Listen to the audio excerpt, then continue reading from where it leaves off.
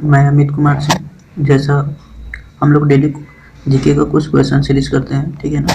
तो कुछ important question देखते हैं जो आपके एग्ज़ाम और जीवन दोनों के लिए आवश्यक है। तो चलिए आप लोग इसको देखिएगा, और अगर आपको ये अच्छा लगेगा तो चैनल को सब्सक्राइब कर लीजिएगा, ठीक है। तो चलिए हम लोग आगे बढ़ते हैं। आज का पहला क्वेश्चन है, 1909 के इंडियन काउंसिल एक्ट में किस बात की व्यवस्था की गई थी, ठीक है ना। 1909 के काउंसिल एक्ट था, जो इंडियन काउंसिल एक्ट था, उसमें क्या चीज़ की बात की गई थी, सांप्रदायिक प्रतिनिधित्व, ठीक है ना। इसको याद रखिएगा।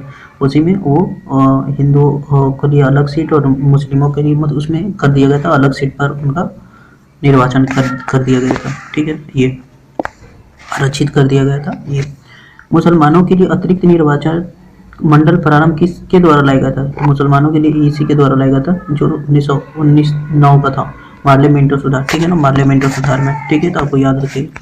अगला, अखिल भारतीय महासंघ स्थापित करने का प्रावधान शामिल किया गया था। अखिल भारतीय महासंघ स्थापित करने का प्रावधान किसमें था, भारत शासन अधिनियम या भारत सरकार अधिनियम 1935, ठीक है ना। भारत सरकार अधिनियम 1935 में ये इसको था, ठीक है ना, इसको याद रखिएगा। आगे हम लोग चलते हैं कि भारत को वर्ष 1947 में सार्वभौम सत्ता सौंपने की योजना निम्न में से किस नाम से जानी जाती है, ठीक है ना। तो ये माउंटबेटन योजना के नाम से, ठीक है ना, इसी के माउंटबेटन प्लान के तहत ये हमारी जो थी देश को आज़ादी मतलब मिली थी। लास्ट जो माउंटबेटन एक्ट भी इसको सुनते होंगे आप, ठीक है ना। तो चलिए हम लोग आगे देखते हैं। महारानी विक्टोरिया को भारत की सामग्री नियुक्त किया गया, कब किया गया था, तो 1858 को, ठीक है ना। ये 1857 की विद्रोह के बाद इसको भारत का सामग्री घोषित किया गया, ठीक है। चलिए आगे। अब भारत के गवर्नर जनरल को किस एक्ट के द्वारा अपनी समिति के निर्णय को अस्वीकार करने का अधिकार मिला, ठीक है ना।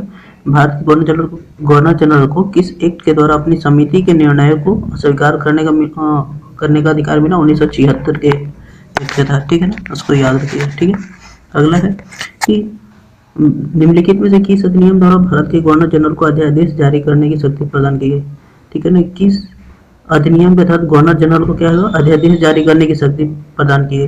तो ये भारत परिषद अधिनियम 1861, ठीक है ना, भारत परिषद अधिनियम 1861 के तहत, इसको याद रखिएगा। अच्छे देखिए, बहुत इंपॉर्टेंट क्वेश्चन है, अच्छे ना।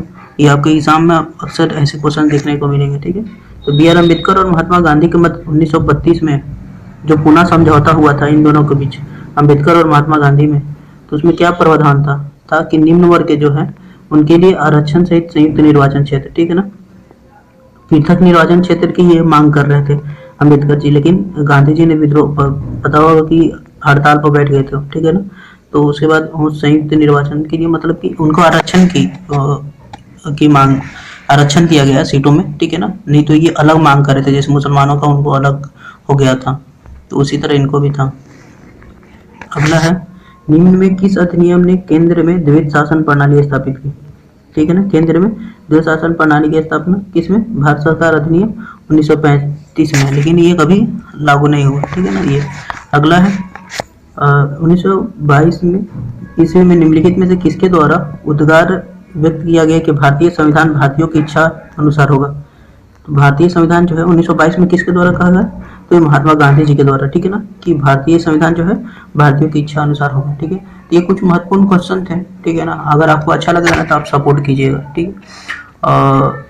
और थैंक्स के रूप में आप हमारे चैनल को सब्सक्राइब कर सकते हैं, वही आपके लिए हमारे लिए काफ़ी अच्छा होगा, और ठीक है ना। चलिए, थैंक यू।